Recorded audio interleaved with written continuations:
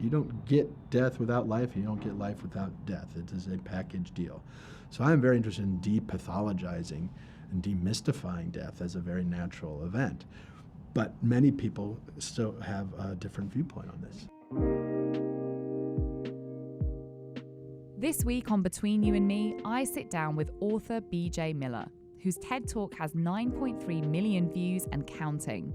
Miller is a triple amputee, and he talks frankly about an accident he had in college that changed the entire direction of his life.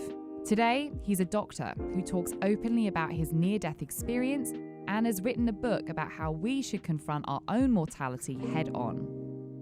You had a accident, essentially, when you were in sophomore year. Can you just tell us a little bit what happened to you when you were a sophomore? I rode crew freshman year at college and became very close with a few folks in the boat, and we were very fast friends. And we had been away for 4 days for Thanksgiving break, so we couldn't wait to see each other again. And it just so happens that there's a commuter train that runs right up onto the edge of campus. It didn't feel like a very daring thing to do. We just jumped on top. It was a ladder. We scurried up top just to climb it like you would a jungle gym. Yeah, boisterous boys, whatever. We were being boys, Yeah. 19-year-old boys. And so it seemed very benign. We had done way dumber things, we thought. But anyway, I jumped up. I had a metal watch on, and I was close enough to the power source. Electricity arc to the metal watch, and that was that. How many volts went through you? I think it was 11,000. 11,000 volts through your body. I was whisked off to the local hospital. They did some emergency things where you cut these slits in your skin to let the heat escape. Right. Then I was flown by helicopter to the New Jersey's 1 burn unit at St. Barnabas Hospital in Livingston, and there I lived for 3 months or so. So when did the doctors tell you that they were going to have to amputate? So there was a series of amputations, but the first one was, I think, day 5 or day 6. At any point during this process did you confront this notion of death then? I mean, you were touching your own mortality the whole time, but did you ever sort of think about, did this sort of idea ever come across you where you're like, holy fuck, I might die. I could die. There were nights where my Dr. Mansour would tell my parents, like, he may not make it through the night. Wow. And I had just never been aware of that, and it hadn't crossed my mind. In part, I wonder if it hadn't crossed my mind because on some level I knew that I was going to live in this same visceral kind of physiological way. But it was after the fact, pondering what had happened, that's when I really started reckoning with death in a way. You could have run as far away from hospitals and from illness and surgeries and death as you possibly could, and then you've done the entire opposite. Why have you leaned into death? Me leaning into the subject of suffering, leaning into the subject of mortality was directly therapeutic for me. It wasn't an intellectual interest or a recreational thought. It was me getting through my day required me to lean into it, and that's where I developed the habit of leaning into it, and that's where I saw all this beauty that comes from it, and that's where this whole subject started blossoming in my mind, and where it felt like too good to keep to myself. This is a plane that we should all work on. I was bringing your book up to my husband last night. We've been together for 7 years, and I sort of said, we don't have a will. We don't have a death plan. I don't know. And I said to him, he was on the sofa, and I looked up at him and I said, do you want to be buried or cremated? And he's like, I love you too. It's sort of like, when is a good time to ask those questions? And that's sort of what you've done with your book, A Beginner's Guide to the End. So it essentially is like a step-by-step book to answer all manner of questions, everything from that one, buried or cremated, what are the costs that are entailed with that, to, other more difficult aspects of navigating the insurance world and insurance system and things like that. Why write this book? Dying is hard, but it does not have to be nearly as hard as it has become. As a clinician and as a patient, as a human being, I watch people go to the end of their life completely unprepared, and I watch them and their families suffer in all sorts of ways that are absolutely unnecessary. And it's often just for a lack of basic supportive fundamental information. You're left to go Google your disease or talk to someone who had a cousin who had this or that, and you kind of cobble together a framework for yourself as you move towards your death.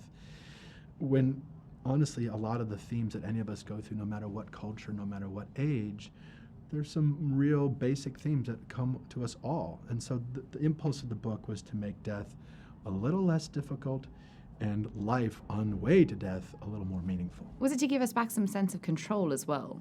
Sure. Because, I mean, death is like the ultimate loss of control, right? Mm-hmm. We don't know what's going to happen afterwards. Some people think they do, but, you know, it's all a bit of an unknown, and we don't have control over death. But was the book designed to kind of give us back some control in a sense? Both.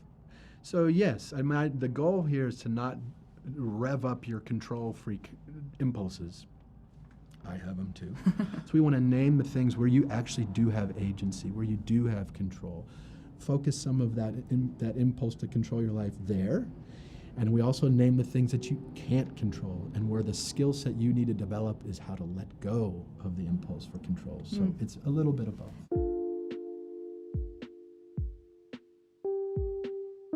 That impulse as well, I mean, you reference it in the book. There's a short chapter on physician-assisted death. And, you know, that's an element where I think societally we want to try and have some control. And some people sort of say that they should be able to go out on their own terms. And if they want to leave and they feel like it's their time, that a physician should be able to help them do that.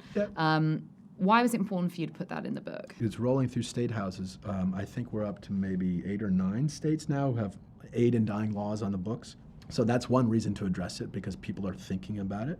But it also has, as a tip of a spear, brings up this whole idea of, I would encourage anyone, and myself included, to really ponder, how interested am I in control, and how much grace do I find in letting go of control? And it's more meant to prompt us thinking about what works for us as individuals. And on the far extreme, yes, I know people who really want to have that power to exercise their will one last time and to name the moment of their death. And I begrudge them nothing for that. I understand that impulse on some level. According to the CDC, the suicide rate in this country is the highest it's been since World War II.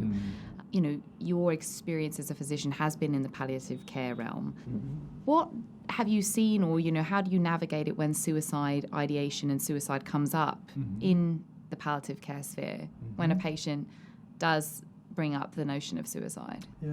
You're talking to a fellow who lost his sister to suicide. I have a lot of feelings and thoughts about it. If patients come to me as a physician and request my help ending their life, hastening their death is the way we talk about it in the field. When I hear someone who wants to hasten their death, I'm trained to really investigate what they mean by that. Because it turns out, someone may say, "Hey doc, help me die, I can't live like this anymore." And when you start to get to know them, you should make sure they feel safe, and they start talking, and it turns out maybe in fact, what they can't live with is this pain that they have from their tumor, and it's just been undertreated. So the first thing I do is treat what you can. So maybe what's pushing them to the edge is untreated pain. Treat their pain. Maybe it's very often that they're running out of resources. It is very expensive to be sick in this country, and it's very expensive to die in this country. So I watch people who want to hasten their death because they're trying to protect their family. They don't want to be a burden. That's a very common comment. They don't want to be a burden, so let me just get off the planet. Very often when families hear that their loved one doesn't want to burden them, of course they say, "No, mom, dad, whatever, I love you so much. You took care of me. Let me take care of you. I want to. You're no burden," etc. So sometimes you can just kind of clarify what's actually behind that impulse.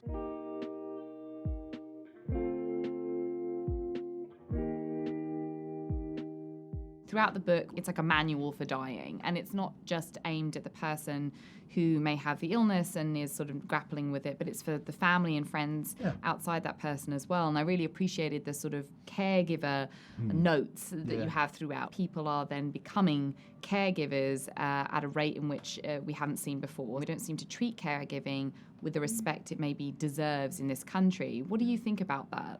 Part of the fallout by sort of ignoring this mortality thing, ignoring our vulnerabilities as critters walking the planet, well, we ignore all that goes with it. So we don't honor caregiving because we don't honor what it means to be sick and all that goes into it. And to your point, the flip side of progress, of all this technological progress is, now, we're able to live with things that would have killed us 20 years ago. Sure. And so we're living now, most of us, 80 to 90% of us are going to die from chronic illness. This dream of, I was healthy playing tennis and dropped dead of a heart attack, that is a very rare, and for some folks that would be considered a very lucky end. That is not going to be the way for most of us. What advice do you have for millennial caregivers then? I mean, it's sort of, there's a lot of it baked in the book, but, you know, do you have any specific advice for people who are juggling caregiving people at both ends of the spectrum? You know, perhaps an infant, so you're kind of trying to give maybe in one way. Yeah, the sandwich generation, exactly. What advice do you have for that sandwich generation?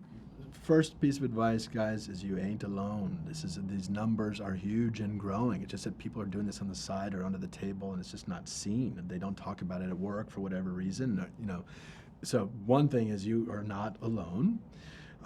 Second of all, is I think what we all have to realize is the loop between caregiving and care receiving. That everyone involved in that picture is going to be, there's suffering and there's beauty for everybody in that mix. And that it's a team sport, and that injuries don't just happen to me, they happen to my loved ones too. By virtue of me being injured, my family was affected, etc. So making the link as a caregiver, feeling relevant in the mix. I've watched caregivers come to clinic, and here we are in a hospital, a whole building, this huge thing designed for a patient in some ways.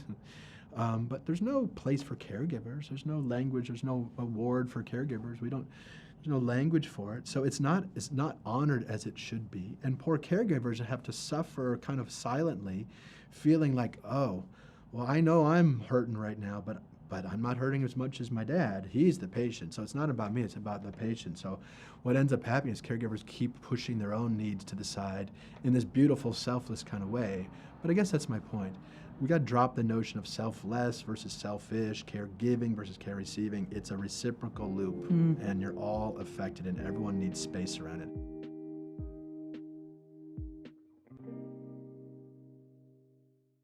Thank you for watching Between You and Me. There are plenty more episodes, so you can click here and subscribe to watch more.